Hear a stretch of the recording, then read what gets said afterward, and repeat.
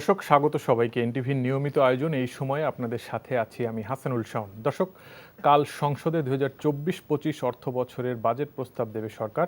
7,97,000 কোটি টাকার এই বাজেটে রাজস্ব আয় বাদ দিলে ঘাটতি থাকছে 2,56,000 কোটি টাকা। এনবিআরকে নানা ধরনের করের মাধ্যমে আদায় করতে হবে 4,80,000 কোটি টাকা। চলমান অর্থনৈতিক বাস্তবতায় আগামী বাজেটটি সরকারের জন্য বেশ চ্যালেঞ্জিং হচ্ছে। দর্শক, আজ আমরা এসব বিষয় নিয়ে আলোচনা করব। জন্য আমাদের সাথে স্টুডিওতে যোগ দিয়েছেন দুজন অতিথি। আছেন জাতীয় রাজস্ব বোর্ড এনবিআর এর সাবেক চেয়ারম্যান ডক্টর মোহাম্মদ আব্দুল মজিদ, আরও আছেন বাংলাদেশ অর্থনীতি সমিতির সাবেক সাধারণ সম্পাদক অর্থনীতিবিদ ডক্টর জামাল উদ্দিন আহমেদ। স্বাগত আপনাদের দুজনকে আমাদের স্টুডিওতে। আমরা বেশ কিছুদিন ধরেই আলোচনা এবং বিশেষ করে মূল্যস্ফীতি গত বছরের মার্চ থেকে 9% উপরে আছে। তো ডক্টর জামাল উদ্দিন, আপনার কাছে একটু শুরুতে আসতে যাচ্ছি যে এই বাজেটে মূল্যস্ফীতি নিয়ন্ত্রণ করা আগামী অর্থ বছরে এটি কি সবচেয়ে বড় চ্যালেঞ্জ হিসেবে দেখা হচ্ছে, যেখানে এখানে সাধারণ মানুষের স্বস্তিতে থাকার বিষয়টি জড়িত? দীর্ঘদিন ধরে সরকার চাইলেও এটি আসলে 9%-এর নিচেও নামানো যাচ্ছে না। চলতি অর্থ বছরে একটি প্রক্ষেপণ ছিল, কিন্তু এটি আসলে অনেক উচ্চ পর্যায়ে আছে। তো আগামী অর্থ বছরে মূল্যস্ফীতি নিয়ন্ত্রণের জন্য আসলে সরকারের পরিকল্পনাটা কেমন হওয়া উচিত? ধন্যবাদ আপনাকে।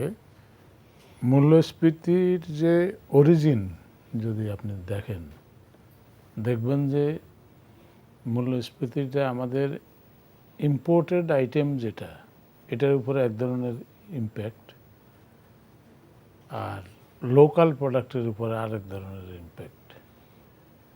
ইম্পোর্টেড আইটেমের উপরে যেটা আপনার হচ্ছে, সেখানে হলো যে আমাদের যদি যেহেতু আমাদের রিজার্ভ কমে যাচ্ছে, এটা চাপের উপরে আছে, সেই ক্ষেত্রে আপনার ইভেন কারেন্সিটা বাংলাদেশ টাকাটা ডিভ্যালু হচ্ছে। ডিভ্যালু হওয়ার মধ্য দিয়ে আমরা যে পরিমাণ জিনিসপত্র ইম্পোর্ট করি, সমপরিমাণ টাকায় এর থেকে বেশি টাকা লাগে বাংলাদেশি টাকা। তাতে ওই যে ইম্পোর্টেড আইটেমটার দামটা বেশি হয়। দাম বেশি হয় ইনভয়েস ভ্যালু। ইনভয়েস ভ্যালুর সাথে যোগ হচ্ছে কি কাস্টমস ডিউটি এগুলোর কারণে কাস্টমস ডিউটি এগুলো তো আর আপনি কমাচ্ছেন না। তাহলে হতেছে কি, ওখানে আপনার যখন ইনভয়েস ভ্যালুটা বাড়তেছে কারেন্সি ডিভ্যালুয়েশনের কারণে ইম্পোর্ট আইটেমের উপরে, সেটা ইম্পোর্টেড ভ্যালুর জিনিসপত্রের দাম অনেক বেশি হয়ে যাচ্ছে, যেটা আপনার ইনফ্লেশন যে রেটটা এখন বাংলাদেশে আসে তার থেকে বেশি হারে ওইখানে দামটা বৃদ্ধি পাচ্ছে। এইটা হলো একটা ইম্প্যাক্ট। এটাতে আপনার আছে কোন আইটেম? তেল, জ্বালানি তেল, সয়াবিন, তারপরে চিনি, তারপরে এই জাতীয় অনেকগুলো আইটেম আছে যেগুলা আপনার, এছাড়াও অন্যান্য যে সমস্ত আইটেমগুলো আছে ইম্পোর্টেড আইটেম, সেগুলোও কিন্তু আননেসেসারি অনেকগুলো আইটেম আছে যেগুলো আমরা ইম্পোর্ট করি। সেই আইটেমগুলো আমরা ইম্পোর্ট বন্ধ করলে সেখানে আমাদের সাশ্রয় হতো। সেটা আমরা এখনও কিন্তু এটা নিয়ন্ত্রণে আসে নাই, যদিও কিছুটা কমছে, কিন্তু খাদ্য জাতীয় অনেক জিনিস আছে এখনও কিন্তু বাংলাদেশে আমদানি হয়, যেটা আপনার বাংলাদেশে প্রডিউস করা সম্ভব। যেমন আপনার পরোটা আমদানি, বিদেশি পরোটা আমদানি হচ্ছে এখনও আপনার। তারপরে অনেকগুলা খাদ্য জাতীয় আইটেম যেগুলো বাংলাদেশে প্রডিউস করা যায়, অনেক প্রতিষ্ঠান করছেও এই জাতীয় প্রোডাক্টগুলো। কিন্তু এটা লার্জ স্কেলে যদি আপনি করতাম তাহলে আমার ইম্পোর্ট সাবস্টিটিউট হইতো এটা।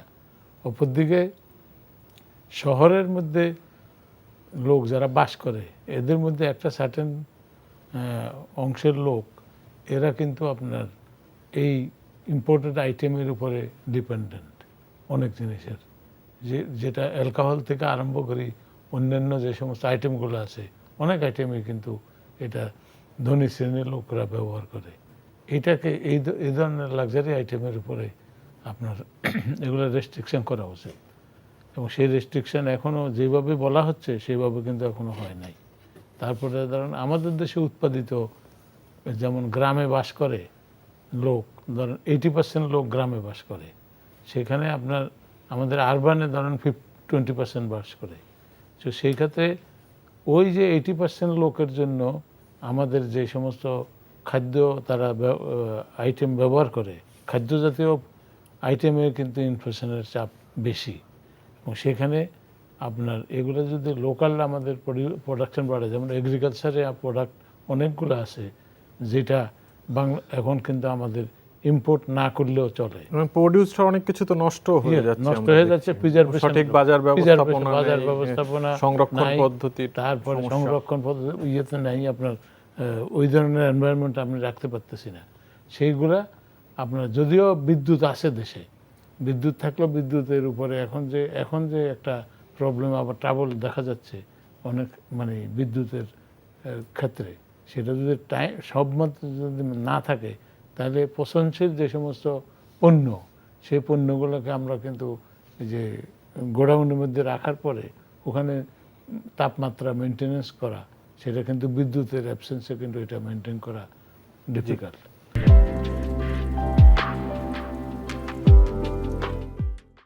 তো এই সমস্ত কারণে, এবং অপরদিকে আপনি দেখেন আমাদের রেমিটেন্সের পরিমাণ কমে যাচ্ছে, রেমিটেন্সের পরিমাণ কমে যাচ্ছে, এবং বাংলাদেশের যে রেমিটেন্সের যে ফিগার, ধরেন 26 বিলিয়ন যদি আমাদের ইনওয়ার্ড রেমিটেন্স হয় বিদেশ থেকে, আমাদের এখান থেকে মানে বহু বলা হয় যে বিদেশি অবৈধ কর্মচারীরা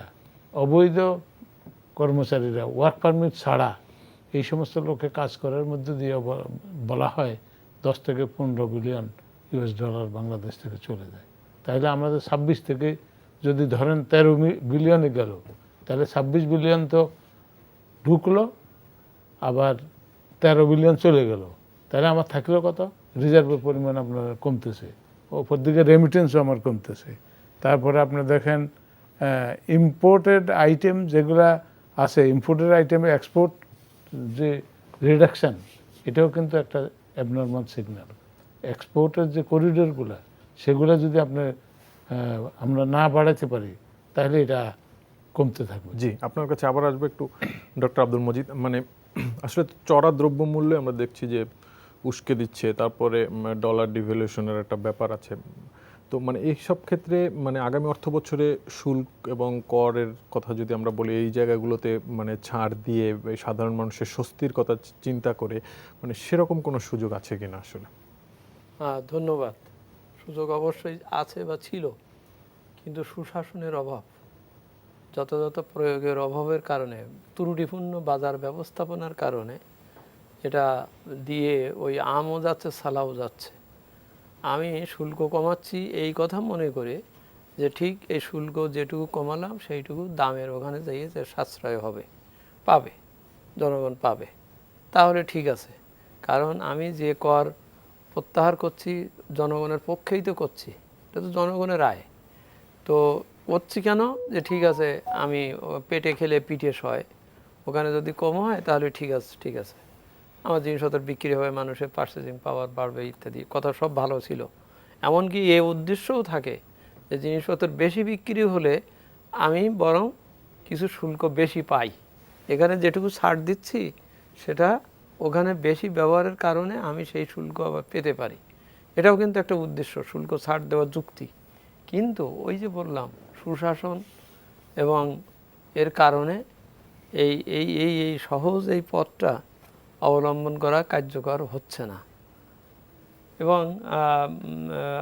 2007-8 সালের কথাই বলি, একটা ক্ষেত্রে একটা গ্রুপ আর কি, আমদানিকারক গ্রুপ, তারা বললো এসে যে স্যার 15% ভ্যাট কমিয়ে দেন, দিলে এই জিনিসটার দাম কমে যাবে। আরও অনেকক্ষণ আলোচনা করলাম, করে আমি শেষে বললাম ঠিক আছে, আমার এখানে লিখে দিয়ে যান এবং কালকে প্রচারও করেন যে এই ভোজ্য তেলের উপরে 15% কমানোতে 100 টাকায় 15 টাকা কমে যাবে, দাম 85 টাকা হবে। যে এটা 100 টাকায় বিক্রি হতো সেটা আজকেই বলে দেন, কালকের থেকে এটা 100 টাকায় 85 টাকায় বিক্রি হবে। জনগণ তো লুভে নেবে, স্বাভাবিক হবে। বলেন না স্যার, বিক্রি তো আমি করি না, খুচরো দোকানদাররা করে। অর্থাৎ শুল্কের সুযোগটা নিচ্ছে কিন্তু মধ্যবর্তী একটা গ্রুপ, ওই রিটেলারও পাচ্ছে না। এখন খুব বড় প্রতিষ্ঠানগুলোর দিকেই, বড় আমদানিকারকদের দিকেই অভিযোগটা যাচ্ছে। নিয়ে 3 ধরনের উৎপাত তৈরি হচ্ছে অর্থনীতিতে। একটা হচ্ছে আমি রেভিনিউ মানে শুল্ক কমে দিলাম, সেই বেনিফিটটা নিচ্ছে একটা মধ্যবর্তী একটা পক্ষ এবং তার প্রতিফলন পড়ছে না প্রান্তিক দামে। পর্যায়ে, যে দামে পড়ছে না। দুই হচ্ছে রাষ্ট্র এই রেভিনিউটা যে স্যাক্রিফাইস করলো, তাহলে এইটা তার আদায় করার জন্যে তাকে অন্য জায়গায় খুব রেজিস্ট্রিক হতে হচ্ছে। এটা হচ্ছে দ্বিতীয় ক্ষতি।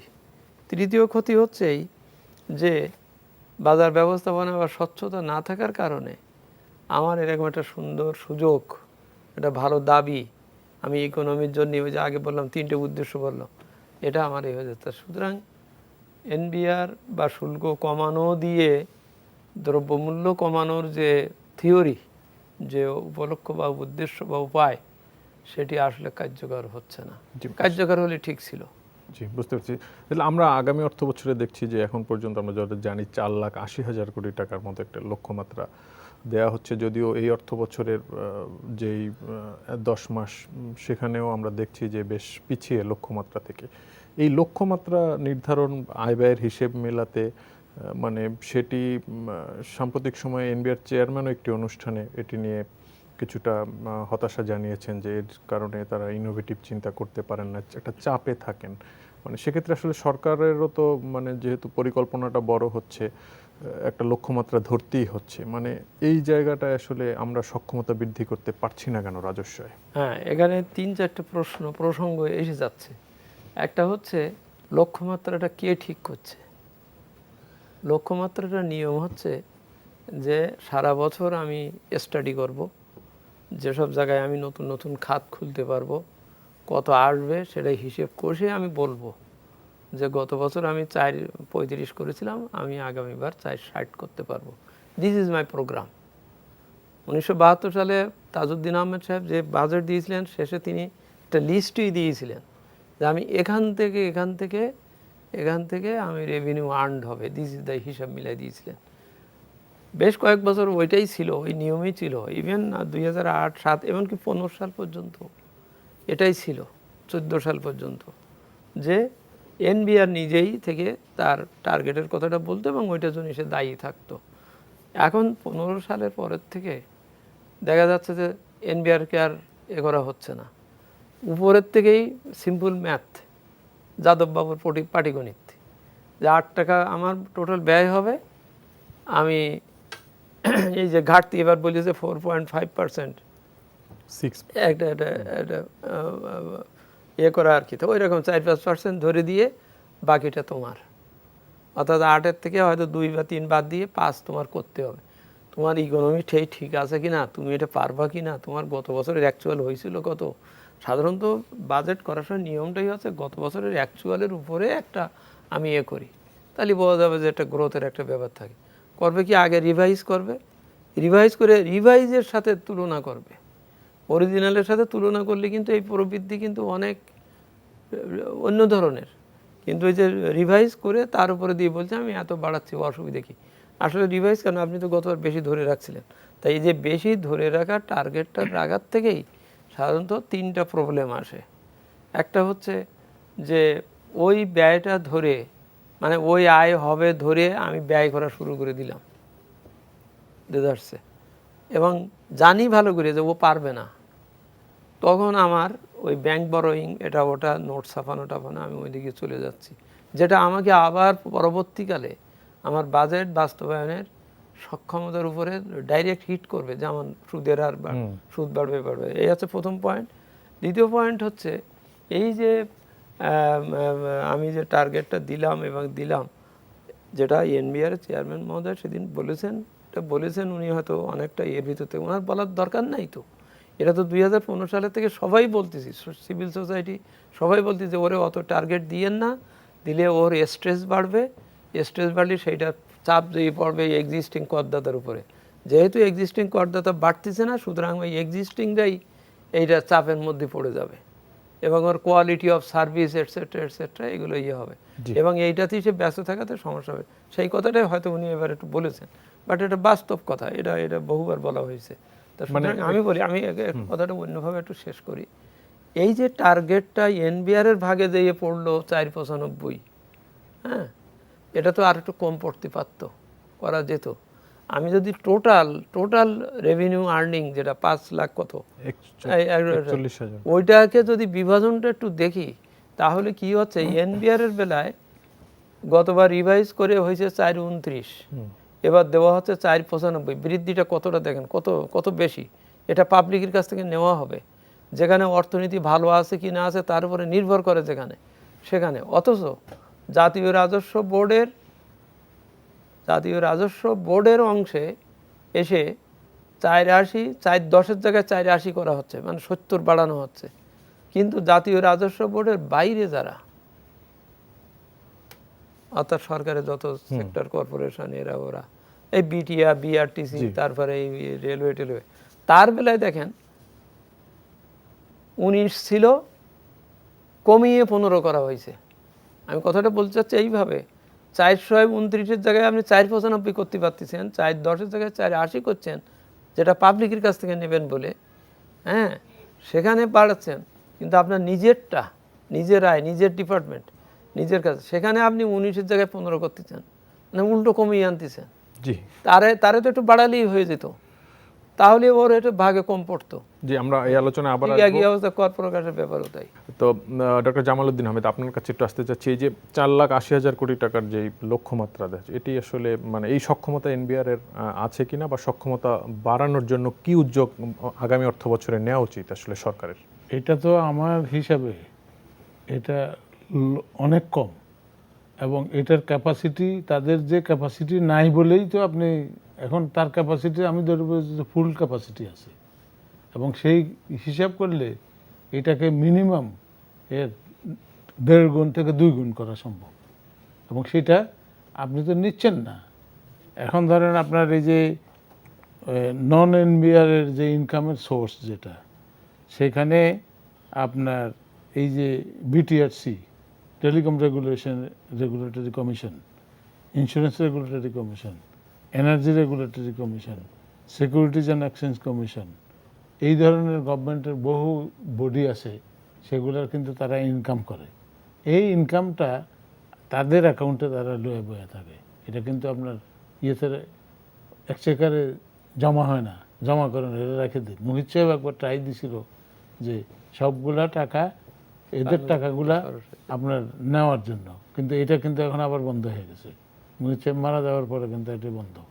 তাহলে ওখানে কিন্তু একটা বিরাট একটা পোর্শন ইনকাম করা সম্ভব। এবং এছাড়াও আপনি ধরেন যে আমাদের বলা হয় যে পার ক্যাপিটা ইনকাম হলো কত, 2700 না 2800 ডলার। এটা যদি কত, এটা ক্যালকুলেশনটা কি, এটা তো অ্যাভারেজে হয়েছে। তাহলে আপনি যদি 5 থেকে 6 কোটি লোকের ধরেন যে এর ভিতরে এরা এই টাকাটার এদের এরকম আছে, এর থেকে আরও বেশিও আছে, যে কারণে অ্যাভারেজে এসে সবগুলা কমলো। কিন্তু সেই টাকার হিসাবে আমাদের হিসাব হলো যে কমপক্ষে 4 কোটি লোক ট্যাক্স দেওয়ার মতন বাংলাদেশের ভিতরে আছে। এখন রিটার্ন দিতেছে কতজন? 40 লাখ, 50 লাখ, 40-50 লাখ রিটার্ন জমা দেয়। 1 কোটি টিআইএন আর 50 লাখ হচ্ছে রিটার্ন দিচ্ছে। তাহলে এর মধ্যে তো অনেক লোকেরই তো ট্যাক্স হচ্ছে না, ট্যাক্স লিমিটের ব্র্যাকেটের মধ্যে পড়ে না। তার মানে 25 থেকে 30 লাখ লোকে দেয়। এইটাকে যদি আপনি প্রথমে ফার্স্ট স্টেপ যেটা সার্ভে করা উচিত, যেটা উনি বললো যে সার্ভে তো প্রতি বছর করা উচিত, যে আপনার উপজেলা লেভেল পর্যন্ত থেকে আরম্ভ করে। এখন আপনার অনেক লোক ট্যাক্স দেওয়ার মতন ক্যাপাসিটি আছে, কিন্তু ট্যাক্স ডিপার্টমেন্টের উইকনেসের কারণে স্ট্রেংথ নাই বলে তারা এটা করতে পারতেছে না ওনাদের যে।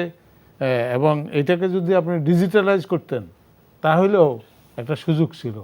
ডিজিটাল সিস্টেমে আপনি যদি ট্যাক্স কালেকশন করতেন তাহলে ট্যাক্সের রেট কিন্তু আপনি কমাইতে পারতেন।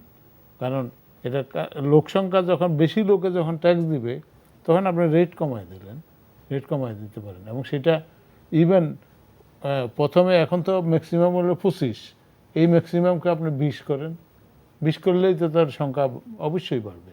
এবং তাদের পিছনে সার্ভিলেন্স লাগান, আর্টিফিশিয়াল ইন্টেলিজেন্স ইউজ করেন, ধৈর্য, তারপরে সে কেমনে পলায়, মিউনিসিপ্যাল ট্যাক্স সে দিচ্ছে কিনা, তারপরেও গাড়ির লাইসেন্স সে রিনিউয়াল করাইতেছে কিনা, তার ডিজিটাল আইডি আছে, এগুলা যদি সিনক্রোনাইজ করে তাহলে কিন্তু এই সমস্ত লোককে ধরা অনেক ইজি।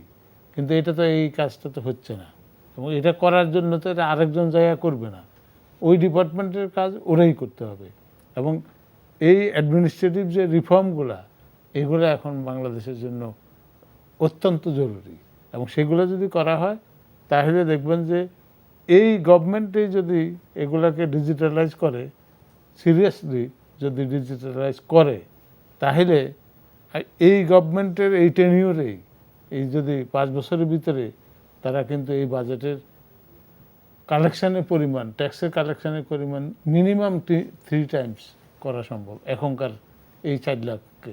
এটাকে 12 থেকে 14 লাখে উঠানো সম্ভব, এবং সামনে আরও বাড়ানো সম্ভব, আরও বাড়ানো সম্ভব। জি, বুঝতে পেরেছি ডক্টর মোহাম্মদ আব্দুল মজিদ। মানে করের আওতা বৃদ্ধির কথা দীর্ঘদিন ধরেই আমরা শুনছি, তো মানে সেই এত তাগিদ থাকার পরেও, এত করের মানে চাহিদা থাকার পরেও মানে এই জায়গাটা আমরা খুব বেশি এগোতে পারছি না কেন? মানে এটা মানে আসলে দুর্বলতাটা কোথায়? আসলে এটা দুর্বলতাটা হচ্ছে কর প্রদানের এনভায়রনমেন্ট তৈরি করতে হবে। অর্থাৎ সকলকে এটা উপলব্ধিতে আনতে হবে যে আমার কর দিতেই হবে, না দিলে আমি এখানে কোনো সার্ভিস পাবো না বা আমি এখানে দাঁড়াতেই পারবো না। এই পরিবেশ যদি থাকে হয়, মানুষকে বলতে হবে না, কর সে দেবে নিজের স্বার্থে। 3টা কারণে আবার আমি বলি। একটা হচ্ছে ও দেখতে চায় আমি করটা দিলে আমি যে সার্ভিস পাবো রাষ্ট্রের কাছ থেকে, আমি কর কী জন্যই দেই। পৃথিবীর বহু দেশ আছে 60% পর্যন্ত কর দেয়। দেয় কেন? যে হি ইজ এনশিওর্ড যে তার সে বয়সে বা সব কিছু সে প্রচুর সার্ভিস লোক হলো, চিকিৎসা সব কিছু রাষ্ট্র করে দেয়, সেই জন্যই সে দেয় যে আমার পক্ষেই সরকার এগুলো করবে। এখানে প্রথম পয়েন্ট হচ্ছে যে সরকারের কাছ থেকে যে সার্ভিস তার পাওয়ার কথা জনগণের, সেইটা সে পাচ্ছে না, নানানভাবে দেখতেই পাচ্ছে। শিক্ষায় তার ফ্রি বই দেওয়া হচ্ছে ঠিকই, কিন্তু তারে ওই গাইড বই কিনতে যেয়ে তার পকেটে সব চলে যাচ্ছে। ফ্রি বই পেয়ে লাভ কি? ফ্রি বই দিচ্ছি একটা আইডিয়া কি যে সকলকে জ্ঞানের উদ্বুদ্ধ করার জন্য, ধনী দরিদ্র। আমি ধনী দরিদ্রদের ধনীরে দিচ্ছি কেন বই, ফ্রি বই? বা ফ্রি বই দিলে যে অবস্থাটা, অর্থাৎ সার্ভিস নাই আর কি এখানে, স্বাস্থ্য তাই সব কিছুতে। এটা প্রথম কারণ যে মানুষ কর দানে আগ্রহী না হওয়ার। দ্বিতীয় কারণ হচ্ছে যে বৈষম্য যদি থাকে, আপনি একজনের কিছু বলবেন না, চলে যাবে, তারে কিছু বলবেন না, তারে 2 দিন পর বলবেন আপনারে আরও 10% কম, 15% কমে দিতে পারলে ভালো, আপনার কোনো প্রশ্ন করব না। হ্যাঁ, যদি বলেন, যে সমাজে বলেন, সেই সমাজে আরেকজন লোক সে পাগল না হলে কে এসে করদাতা হবে? সে আমি করদাতাও হব, 25 থেকে 30% করও দেব, 14 রকম প্রশ্নের জবাব শুনবো, যেটাকে কেউ কেউ হয়রানি বলে থাকেন। ও তো ওর হিসাব অনুযায়ী প্রশ্ন করবেই না, সেক্ষেত্রে আমরা যতটুকু এখন এটা না, এখানে এই জন্য বলছি আপনি আগে একটা বৈষম্য তৈরি করছেন। আমরাও যেটা জানতে পারছি, মানে আগামী অর্থ বছরে 15% কর দিয়ে মানে অপ্রদর্শিত অর্থ বৈধ করার একটা সুযোগ রাখা হচ্ছে। ফ্ল্যাট, প্লট এবং নগদ টাকার ক্ষেত্রেও এটি প্রযোজ্য হতে পারে আগামী অর্থ বছরে। মানে এই সুযোগটাকে আসলে, এই সুযোগটা আমি খুব পরিষ্কার বলি, এগুলো বারবার বলা হয়েছে, এটা অত্যন্ত অন্যায্য, অনৈতিক এবং ট্যাক্স ইনজাস্টিস। কারণ একজন 30% বা 25% দেবে, প্রশ্নও শুনবে, দেবে, আর একজন প্রশ্ন করা হবে না তারে। দুটো জিনিস এখানে খুব অযৌক্তিক। একটা হচ্ছে ট্যাক্সের রেট কমিয়ে দেওয়া, ওর দেবে, এ দেবে না। আইনের ভিতরেই লেখা আছে যে কেউ অপ্রদর্শিত করতে গেলে কর তো দেবেই, আরও 10% বা ইয়ার অনুযায়ী জরিমানাও দেবে, এবং ওই কোনো প্রশ্ন করা হবে না, এ কথা আইনে লেখাও নাই, থাকে না। কিন্তু এই যে আইন বানিয়ে 15 জায়গায় 25 জায়গায় 15 করে দেওয়া এবং কোনো প্রশ্ন করা হবে না, দুটোই হচ্ছে কিন্তু দুর্নীতিকে প্রশ্রয় দেওয়ার একটা মানে খুব প্রচ্ছন্ন একটি ব্যাপার। আমরা সাম্প্রতিককালে এমন লোকেদের এমন আয় বর্ষণ দেখতেছি, সে যদি কালকে এসে বলে নেন, এই নেন, সব টাকা নিয়ে নেন, আমি জমা দিলাম। আমি এমনি যদি সৎভাবে দিতাম তাহলে তো আমার 25% 30% দিতে হতো। তারপর আমরা জিজ্ঞেসও করতেন কোথার থেকে পাইছেন। হ্যাঁ, প্রশ্ন উঠতেছে না এখন। আর ওইভাবে দিলে তো আর আপনি প্রশ্ন করবেন না বলে আমাকে অ্যামনিস্টি দিয়ে দিচ্ছেন। এই অ্যামনিস্টি দেওয়াতে তৃতীয় যে কারণটা ঘটে বললাম, সেটা হচ্ছে সৎ করদাতা বা রেগুলার করদাতা নিরুৎসাহিত তো হয়ই, কখনো কখনো অপমানজনক মনে করে যে আমার কাছ থেকে এত নেওয়া হচ্ছে, ওর কাছ থেকে নেওয়া হয় না। দ্বিতীয় হচ্ছে নতুন করদাতাও আর আসে না। নতুন করদাতা মনে করে যে আমি কেন ওই শৃঙ্খলের ভিতরে পড়তে যাই, বাইরে থাকি। আরেকটা যেটা হয়, এই যে সময়টা, এই যে এটা ঘোষণা দিতে হবে, এই সময়টা সারা বিশ্বে বা সব জায়গায়, এমনকি ভারতে, এমনকি 2007-8 সালে আমরাও এটা টাইম বেঁধে দিতাম। এই 2 মাসের মধ্যে আপনি এইটা যদি দেন তাহলে আপনার এই সুযোগ দিচ্ছি। তারপরে এরপরে আমি যে অভিযানে যাব সেখানে গেলে আপনার জেল জরিমানা হবে। এই কথাটা যদি এরকম টাইপ বেঁধে এক ধরনের হুমকি, হ্যাঁ, দিয়ে বলা যেত, তাহলে কিন্তু ঠিকই সুরসুর করে দেওয়া দিত। কিন্তু এখানে দেখছে, ও আচ্ছা এবার আপনি প্রতিবার দেখবেন ওই জুন মাসে এসে তখন একটু নড়াচড়া হয়, দেখে যে আবার দেবে কিনা। জি, তা যদি আবার দেয় তাহলে বলবে তাহলে আমি আরো আরেক বছর দেরি করি, এবার দেবো না। যে কথা মনে করা হচ্ছে যে এটা দিলে বোধহয় সবাই এসে দেবে, দেয় না। অতীতের ইতিহাস তাও বলে না, সাম্প্রতিককালের কোনো ফিগারে তা বলে না, বরং গত বছর দেবে না করতেছিল, যার জন্য কিছু কিছু লোক তারা দেখতেছে আর দেবে না, এ হবে না। আর ওটা ইলেকশনের বছর ছিল তো, গভর্নমেন্ট ওইটাকে এ করতে চায়নি। তখন তো আমরা দেখলাম সম্পদ বিবরণীতে কত বেরোলো, কত কিছু বেরোলো, কারণ জানে যে অলরেডি একটা অ্যামনিস্টি তো আছেই। জি, ডক্টর জামাল উদ্দিন, এই বিষয়ে মানে বলা হয় যে, মানে যুক্তি হিসাবে বলা হয় যে, মানে ফর্মাল ইকোনমিতে এই টাকাগুলো নিয়ে আসা বা পাচার হওয়া অর্থ যদি এই সুযোগে কিছু ফেরত আসে, মানে সেগুলো আসলে এই যুক্তিগুলো কতটা বাস্তবায়ন যোগ্য বা আসলে কতটা কাজে আসছে? এটা প্রথম বিষয়টা হলো যে আমি কালো টাকা সৃষ্টির জন্য সুযোগ দিলাম কেন? উই শুড নট অ্যালাউ ইট। এটাকে ইন প্রিন্সিপাল নাম্বার 1 যে আমার সুযোগই দেওয়া উচিত না। সে এখন এইটার পরে যদি আপনি অ্যালাউ করেন তখন প্রশ্ন আসতেছে ওই যে যেই লোক regular income, regular tax payer, সে ডিসক্রিমিনেটেড হচ্ছে। সে আগের থেকে দিয়ে আসতেছে, তার মধ্যে একটা আফসোস যে আমি দিয়ে কি ভুল করলাম নাকি। তো এইটা ডিবেট হয়। এখন ধরেন একটা সুযোগ দেওয়ার পরে উনি যেটা বললেন যে টাইম যে ফিক্স করে দেওয়া, এর ভিতরে এতদিনের ভিতরে তুমি যদি দাও তাহলে তোমার এটাকে আমরা অ্যাকসেপ্ট করলাম, এবং সেটা জরিমানা সহ। এটাও কিন্তু ফ্রি দেওয়া উচিত না, এটার সাথে জরিমানা যোগ করা উচিত।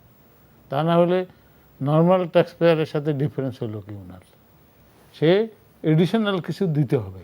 একদিন পর যদি গত 5 বছর পর দেয় নাই, আরও বা 10 বছরে দেয় নাই, এটা ভাগ করেন, বলে 10 বছর আগের ইনকাম জন্য এত রেট বেশি জরিমানা, তারপরে 15 বছর আগে টাকা হইলে এত পার্সেন্টেজ জরিমানা, এগুলো তো আইনের ভিতরে থাকে, এগুলো থাকে।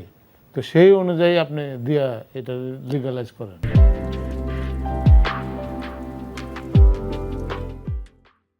ডক্টর জামাল উদ্দিন আহমেদ, আপনি বলছিলেন তো, আমি একটু একদিকে এই ধরনের সুযোগ আসছে আমরা যতটুকু জানছি, আবার অন্যদিকে এই চড়া মূল্যস্ফীতি, উচ্চ মূল্যস্ফীতির এই সময়ে একটা দাবি ছিল ব্যক্তি শ্রেণীর মানে করদাতাদের করমুক্ত আয়ের সীমা বাড়ানোর, যেটি 3.5 লাখ এখন। তো মানে সেটা আমরা যতটুকু জানতে পারছি যে সেটা হচ্ছে না, আগের মতোই থাকছে, এটি আর বাড়ছে না, 3.5 লাখ টাকাই থাকছে। মানে এই বিষয়ে আসলে আপনার মন্তব্য কি হবে? 3.5 না 4, গতবার 4 করা হলো না, 3.5 লাখ। এটার যে ইম্প্যাক্ট, এটাতে ইম্প্যাক্টে খুব একটা বিরাট কিছু হবে না, যেহেতু আগের মতন রাখছে। এখন এটা দিলে যেমন যে পেনশন ইয়ের জন্য বয়সের হিসাবে এবং জেন্ডার যে গ্রুপিং, ছেলে হলে এরকম, মেয়েদের হলে এরকম রেট, এই মিনিমাম একটা ইনকামের একটা ব্র্যাকেট যেটা দিয়েছে, এটার থেকে মোর অফ নতুন আপনার করদাতাকে আইডেন্টিফাই করা দরকার বেশি। এবং সেই ক্ষেত্রে আপনার এটা যদি করতে পারেন তাহলে আপনি অনেকটাই আপনার বেনিফিশিয়ারি হবেন, মানে কালেকশানে বাড়াইতে পারবেন।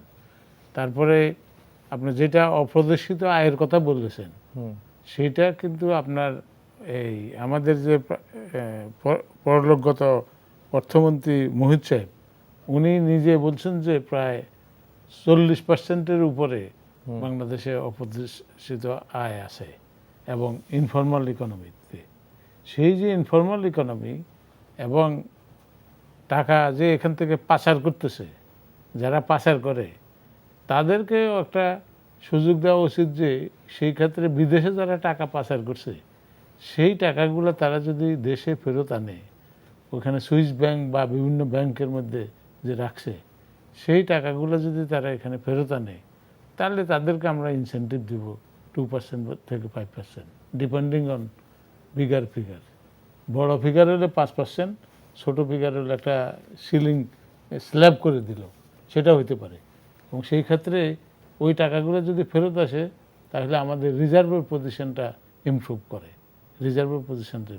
অপরদিকে বাংলাদেশ ব্যাংকে একটা সময় ওই সরকার একটা bond, foreign exchange bond issue করতো, সেগুলা কিন্তু একটা সময় এটা বন্ধ করে দিয়েছিল। আবুধাবি থেকে একজন ওখানে থাকেন ওনারা, আমি যখন বাংলাদেশ ব্যাংকের বোর্ডে ছিলাম তখন আমার সাথে যোগাযোগ করছে, তখন আমি গভর্নরের কাছে নিয়ে গেছি তারে। আমি বললাম যে স্যার এটা কিন্তু আটকাইছে কেন? অর্থ মন্ত্রণালয় একটা সার্কুলার দিয়ে এটা স্টপ করে রাখছে যে 1 কোটি বা 2 কোটি টাকার উপরে আপনি আনতে ওই বন্ডে ইনভেস্ট করতে পারবেন না। এবং আমার মনে হয় এই লিমিটটা আনলিমিটেড, এটা লিমিটটা উঠাই দেওয়া উচিত। উঠাই দিলে সেটা যদি বাংলাদেশ গভর্নমেন্ট এখন বিদেশি লোন নেওয়ার থেকে যদি আমাদের দেশ থেকেও যারা বিদেশে থাকে ওনাদের টাকাটা এখানে বন্ডের মধ্যে যদি ইনভেস্ট করে, এটা কিন্তু আপনার আমাদের রিজার্ভের একটা পার্ট হয় কীভাবে? আমি ওখান থেকে এই বন্ডগুলো কিনলে ফরেন US ডলারে তো কিনতেছি, সেটা কিন্তু আপনার at the end of the day Bangladesh ব্যাংকে এসে হিট করতেছে। সেইটা পরবর্তী তাকে ইন্টারেস্ট রেটও একটু দেওয়া হয়, যে রেটটা এখন এইটা বন্ধ করে দিছে একটা সময়। এখন আবার চালু করছে কিনা জানি, যদি চালু না করে থাকে তাহলে ওইটাকে চালু করলে দেখা যাবে যে আপনার যে আমাদের যে ডিফিসিট, বাজেটের যে ডিফিসিট, সেটা লোন না নিয়ে বাংলাদেশি লোকের থেকে আপনি বড় করতেছেন। সেটা কিন্তু ইনফ্যাক্ট ওইটা বন্ড, সে যখন বন্ডটা কিনতেছে সে বাংলাদেশ সরকার তার কাছ থেকে ঋণীটা ফরেন কারেন্সিতে, সেই ফরেন কারেন্সিতে আমার বাংলাদেশে এসে ঢোকার পরে উনি এটার উপরে ইন্টারেস্ট পাচ্ছে বন্ডে। তো এবং at the same time government কিন্তু ফরেন লোন আমাদের দেশের ভিতরে টাকাটা থাকছে, আমার আর অন্য লোন নিতে পারে। এখানে যত পরিমাণ সম্ভব এটা বাড়ানো দরকার, তাহলে কিন্তু আমাদের একটা বিরাট সুযোগ। জি, ডক্টর মোহাম্মদ আব্দুল মজিদ, মানে ভ্যাটের ক্ষেত্রে আমরা দেখছি এটা ভ্যাট অনলাইন প্রজেক্ট ছিল, ওটা অনলাইন করার এখন বিন নাম্বার অনলাইনে নেওয়া যাচ্ছে, রিটার্নও অনলাইনে দেওয়া যাচ্ছে, কিন্তু ইএফডি মেশিন সরবরাহ অনেক অভিযোগ আমরা ব্যবসায়ীদের কাছ থেকে শুনি যে এটি পর্যাপ্ত দেওয়া হচ্ছে না।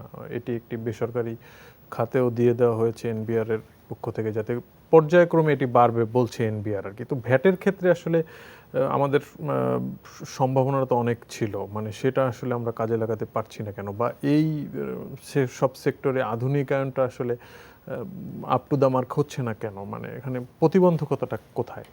প্রতিবন্ধকতাটা হচ্ছে উইদিন, নিজের ভিতরে। যে কোনো একটা সংস্কার করতে গেলে সকল পক্ষকে ঐকমত্য হয়ে নামতে হয়।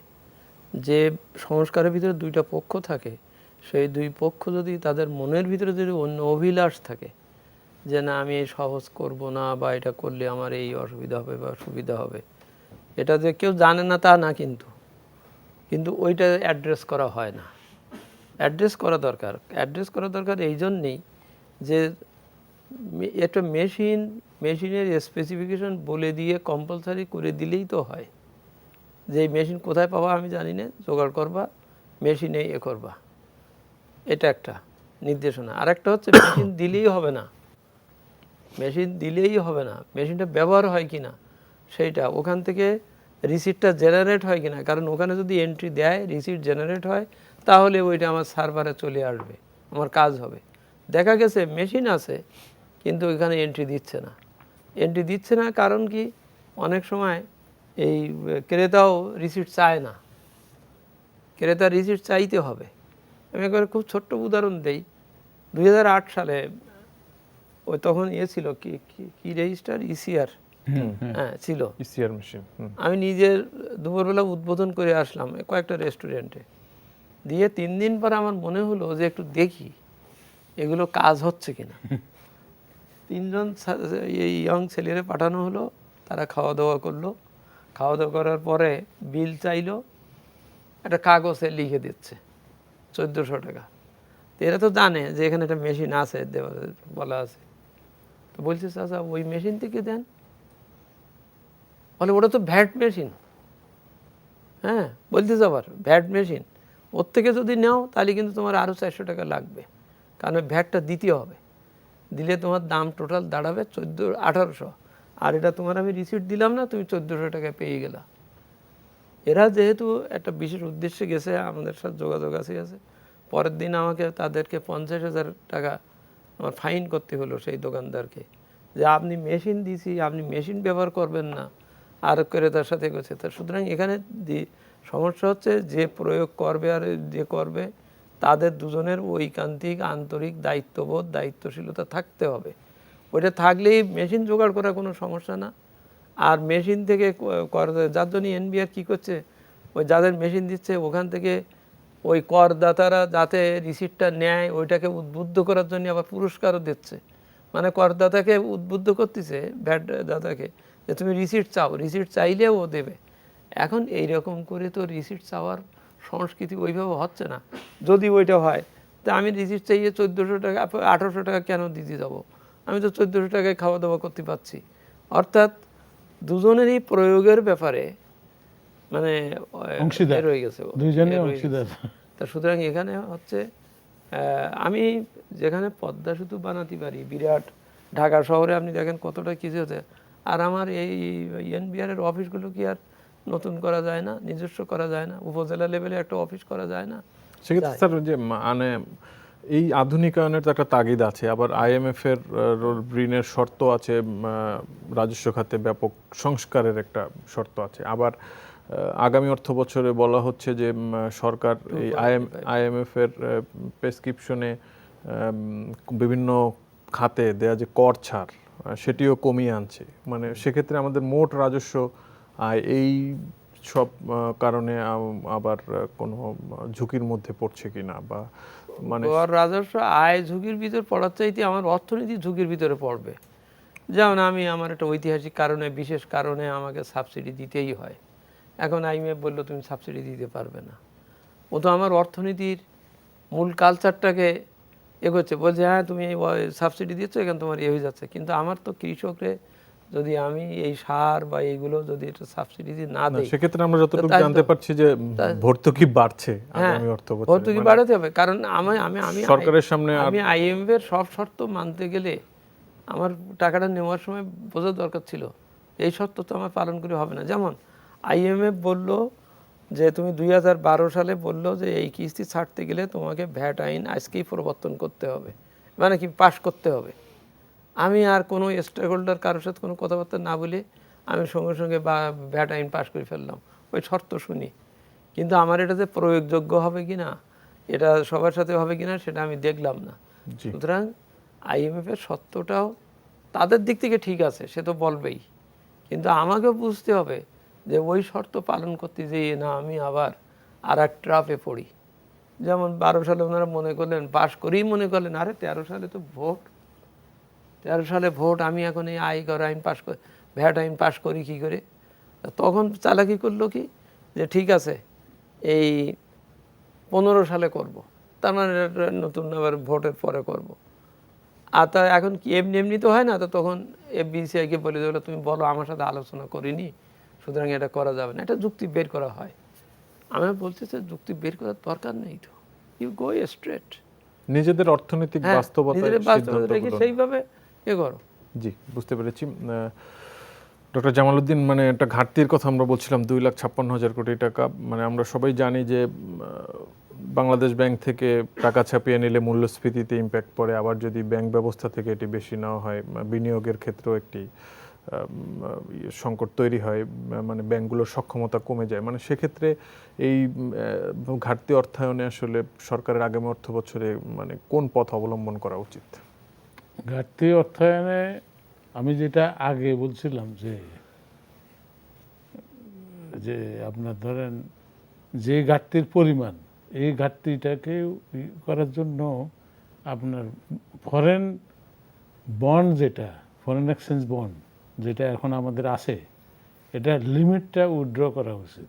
লিমিটটা উইথড্র করলে মানুষের ধরেন বিদেশে থাকিয়া তারা বাংলাদেশে এই টাকাটা ফরেন কারেন্সিতে সেভ করতে পারতেছে, এখানে আনতে পারতেছে। আনার পরে এটা কিন্তু আমাদের এই গভর্নমেন্ট এই টাকাটাকে ব্যবহার করতে পারবে, সেই সুযোগ নেওয়া উচিত।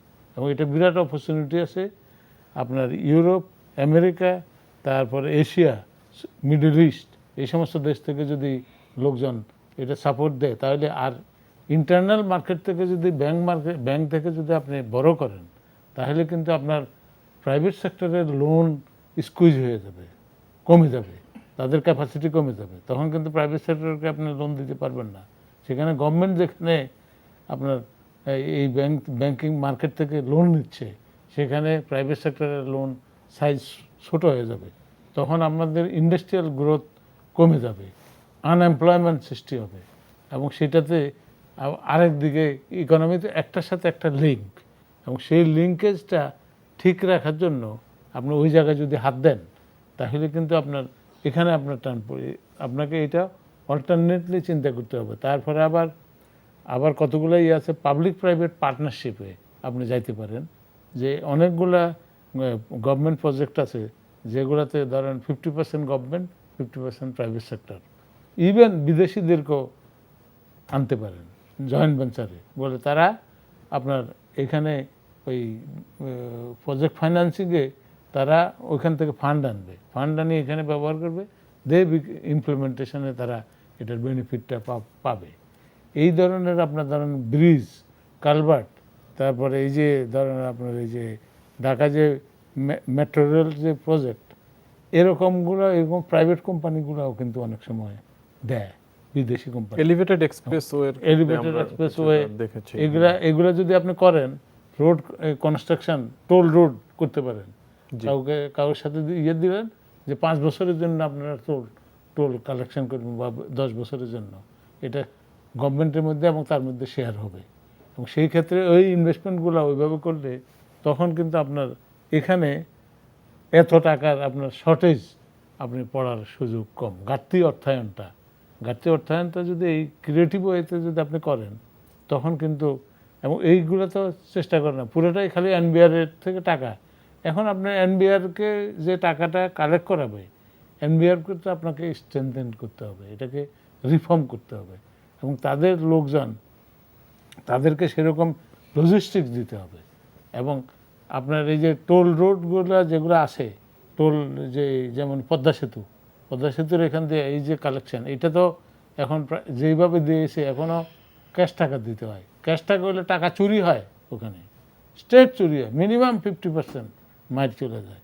এটাকে যদি আপনি কার্ড সিস্টেমে করেন, আপনি মান্থলি কার্ড কিনবেন, আপনি যাওয়া আসা যতদিন যখন যাবেন তখন একটা কার্ড রিডারে টাকা কাটিয়ে রাখবে। সেই ক্ষেত্রে আপনার রেভিনিউ কিন্তু স্টেট আপনার এক্সচেকারের ভিতরে যায় ঢুকবে, ওই গভর্নমেন্টের যে কোড আছে ওই কোডের ভিতরে টাকাটা। জি, বুঝতে পেরেছি। আসলে মানে এই বাজেটের আলোচনা আসলে রাজস্ব খাত, মানে এই যে এনবিআর এর সক্ষমতা বা রাজস্ব, এটি আসলে ঘুরে ফিরে বড় করে আসে। তো আসলে আমাদের হাতে আর সময় নেই। আপনাদের দুজনকেই ধন্যবাদ আমাদের স্টুডিওতে এসে গুরুত্বপূর্ণ আলোচনায় অংশ নেওয়ার জন্য। দর্শক, আজ এখানেই শেষ করছি। আমাদের এই অনুষ্ঠানটি পুনরায় দেখতে ভিজিট করুন এনটিভির অনলাইন www.ntvbd.com-এ। সবাই ভালো থাকবেন, সুস্থ থাকবেন। ধন্যবাদ সবাইকে। শুভরাত্রি।